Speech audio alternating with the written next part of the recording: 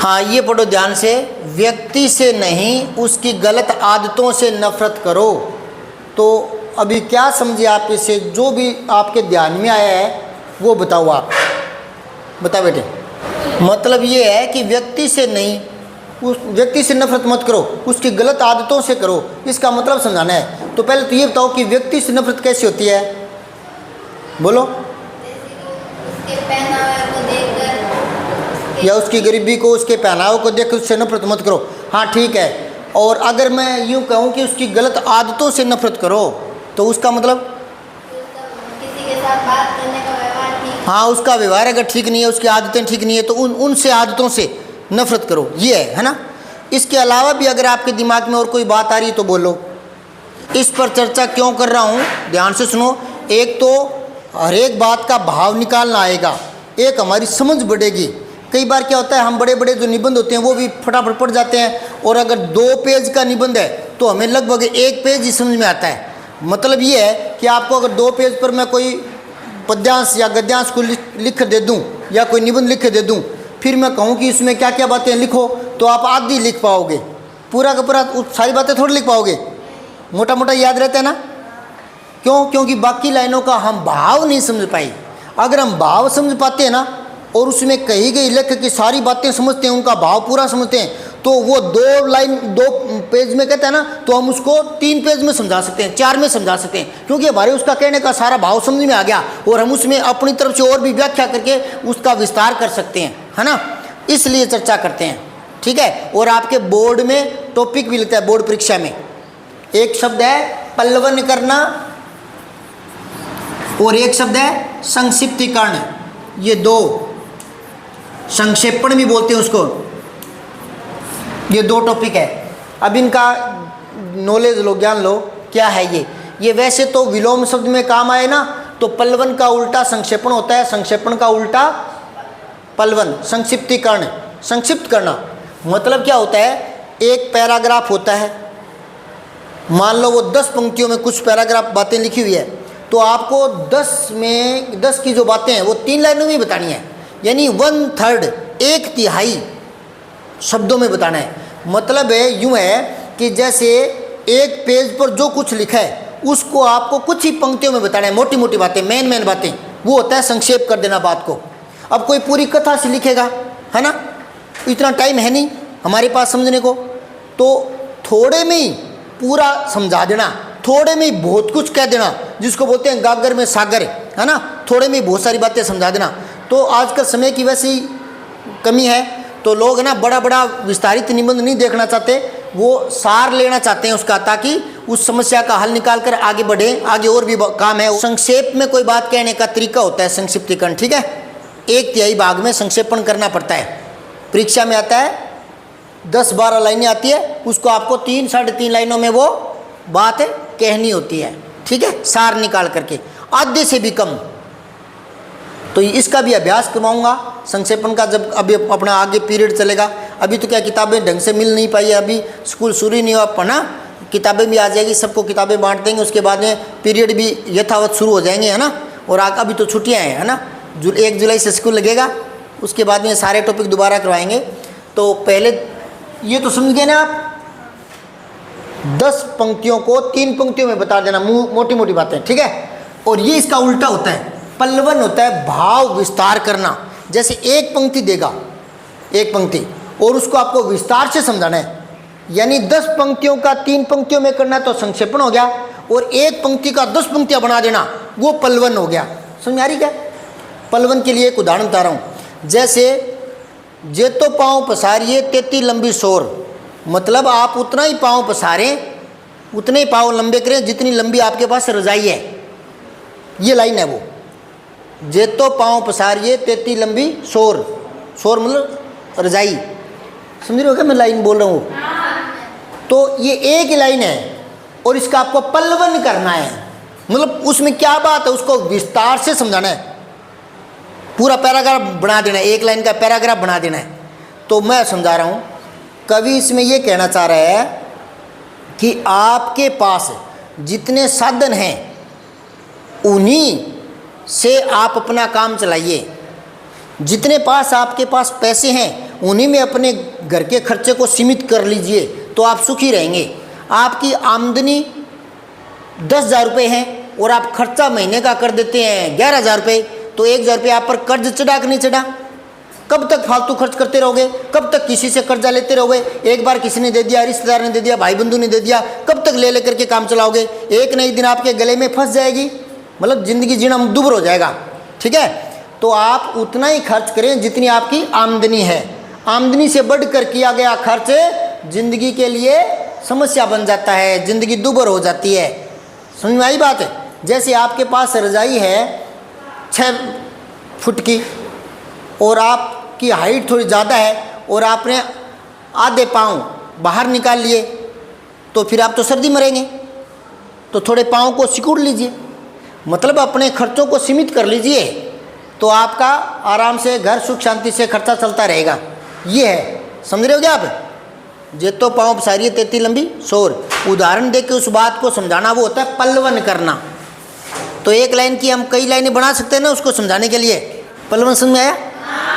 अब इसका अर्थ दूसरे तरीके से बता रहा हूँ। अगर आप इस शब्द को भूल जाओ तो कि पल्लवन होता क्या बाद में 6 महीने बाद, तो देखो पल्लव, पल्लव होता है पत्ते, पत्ता। ये तो होता है पता, पता यानी एड्रेस, तुम्हारे घर का पता बताओ। और अगर आधा तय और लगा दिया तो ये हो गया पत्ता। पीपल के जो पत्ते होते हैं, नीम के पत्ते होते हैं, समझ गए क्या? इसको और इसको बोल के दिखाना, इसको और इसको। पहले इसको बोलो पता, और ये पत्ता, आधा तय और आता है बीच में। तो ये दोनों शब्द अलग अलग हैं और इस तरह के मिलते जुलते होते हैं ना, उनको युग्म शब्द बोलते हैं। युग्म शब्द एक जैसे लगते हैं वो। जैसे मैंने कह दिया दिन और फिर मात्रा बड़ी कर दी दीन, तो ये अलग शब्द बन गया। दीन तो होता है गरीब और दिन होता है दिवस, वार, समझ रहे हो? तो उसी प्रकार ये युग्म शब्द है, पता और पत्ता। अब सुनो, तो पल्लव होते हैं पत्ते। पल्लव क्या होता है? पत्ते। अब यहां ने प्रत्यय लगा दिया। ने क्या लगा दिया? प्रत्यय। लास्ट में जुड़ता है शब्दांश, वो प्रत्यय होता है, बताया हुआ है ना। तो अब इसका मतलब हो गया पत्ते ही पत्ते आ जाना, पत्ते ही पत्ते विस्तारित हो जाना, तो पल्लवन हो जाता है। जैसे मान लो पेड़ है, पतझड़ में सारे पत्ते गिर जाते हैं, है ना। फिर छोटे छोटे नई नई कोंपलें आती है, छोटे छोटे नए नए पत्ते लगते हैं और 5-7 दिन में ही पूरा पेड़ हरा भरा फिर से हो जाता है। मतलब वो पेड़ क्या हो गया? पल्लवित हो गया, पत्ते ही पत्ते आ गए, पत्ते ही पत्ते आ गए, भर गया वो। नहीं समझे क्या? तो एक ही पंक्ति है, देखने में एक ही भाव निकल रहा है, लेकिन फिर भी उससे जुड़ी सारी बातें पूरा विस्तार दे देना। जैसे एक पत्ते के अलावा पूरे पत्ते भर जाएंगे, पेड़ हरा भरा हो जाएगा ना, तो वो पल्लवन हो गया। पत्तों का क्या हो गया? पल्लवित हो गया, पेड़ पल्लवित हो गया। तो फिर वो जो एक पंक्ति है ना, उसको 10 पंक्तियों में समझाना, तो वो होता है पल्लवन करना। समझ गए ना? एक पंक्ति को विस्तार से समझाना। मैं कुछ पंक्तियां बोलूंगा, इसके बाद आपको कल 5 पंक्तियां बोलूंगा, आपको उसका पल्लवन करके लाना है। ठीक है? एक तो इसी का कर लाना भले ही, जे तो पाँव पसारी तेती लंबी शोर। आधा तो मैंने बता दिया, कुछ विस्तार आप अपनी तरफ से भी कर सकते हो, है ना। मुझे तो कुछ और समझाना था, इसलिए मैंने पल्लवन पर ज़्यादा नहीं किया। तो यहाँ देखो, अपने इसी बात पर आते हैं। व्यक्ति से नहीं, उसकी गलत आदतों से नफरत करो। उसने सार निकाल कर एक लाइन में बात कर दी, हमें इसका पल्लवन करना है, मतलब इसका भाव विस्तार समझाना है। तो यहाँ पर हर कोई समझ नहीं पाता और मोटी सी बात समझता है क्या, कि इसमें यूं कहा है कि आदमी से नफरत मत करो, उसकी आदतों से नफरत करो, पर वो इसको समझा नहीं पाएगा आदमी से नफरत करना क्या होता है और उसकी आदतों से नफरत करना क्या होता है। मैं एक एक समझा रहा हूँ। आदमी से नफरत करना यूँ है, जैसे मान लो किसी आदमी से कोई गलती हो गई या उसने आपके साथ कुछ गलत बोल दिया, है ना, तो आप उससे नफरत करोगे। ठीक है? कोई छोटी मोटी बात हो गई तो आप उससे नफरत करोगे। कैसे? अगर वो कहीं मिलेगा आप बात नहीं करोगे, आपके घर आया तो उसको पूछोगे नहीं, आपसे दोबारा उसने कोई बात पूछी आप बताओगे नहीं, आपके पास दोबारा कोई काम आया आप मना कर दोगे, आप वो यहाँ बैठे हैं आप उठकर वहाँ चले जाओगे। तो ये हो गया आदमी से नफरत करना, आदमी से नफरत करना। अब तक उसकी आदतों से नफरत करना। ये देखो, मान लो उसने कोई बात आपके साथ गलत कह दी या कोई आपका छोटा मोटा कोई नुकसान कर दिया, है ना, तो आप उसकी गलत जो आदत है, मान लो वो बीड़ी पी रहा है, आपको पसंद नहीं है, तो आप उससे नफरत मत करो, उस बीड़ी पीने की आदत से नफरत करो। अगर वो आपके घर आता है, कोई चीज़ की सहायता मांगता है, सहायता करो ना। आपके घर है, पानी का पूछो, चाय का पूछो, आदर करो, सम्मान करो। आप करो तो उस दिन ये क्या था, अरे उस दिन वो क्या था, उस बात से नफरत करो, इस आदमी से नफरत मत करो। अगर ये आपसे राम राम कर रहा है तो करना, पर नहीं, वो पहले वाली बात याद रखेगा कि कल इसने ये किया था।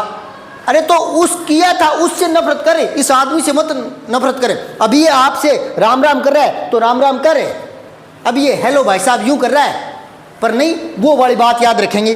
तो इसका मतलब क्या हो गया कि वो बात को पकड़ करके इस आदमी से नफरत कर रहा है। आदमी राम राम कर रहा है आज आज आज, है ना, लेकिन वो नहीं कर रहा, क्यों? क्योंकि कल वाली बात दिमाग में आ रही है। तो उस बात के चक्कर में आदमी से नफरत करने लग गया ये। इसे जो व्यवहार कर रहा बढ़िया करो, उससे आप बढ़िया करो। वो कोई सहायता मांग रहे दो, लेकिन वो जो गंदी आदत है ना, उसको कहो कि भाई साहब ये तुम्हारी गलत आदत है, ये छोड़ दीजिए।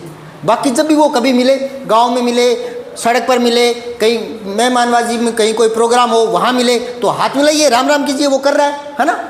तो फिर हम मान लेंगे कि आप आदमी से नफरत नहीं कर रहे, उसकी आदतों से कर रहे हैं। लेकिन लोग क्या करते हैं, किसी से कोई गलती हो गई तो उसको लेकर के उस आदमी से नफरत करने लग जाएंगे। वो दोबारा मिलेगा तो मिलेंगे ही नहीं, वो राम राम कर रहा है, बात कर रहा है, कोई सहायता मांग रहा है तो देंगे नहीं, सहायता ही नहीं देंगे। ये गलत है, नहीं समझे क्या? और अगर कोई किसी बात को लेकर गांठ बांध कर बैठा हुआ है तो उसको बोलते हैं पूर्वाग्रह से ग्रस्त। एक नया शब्द आ गया, उसको भी समझ लो।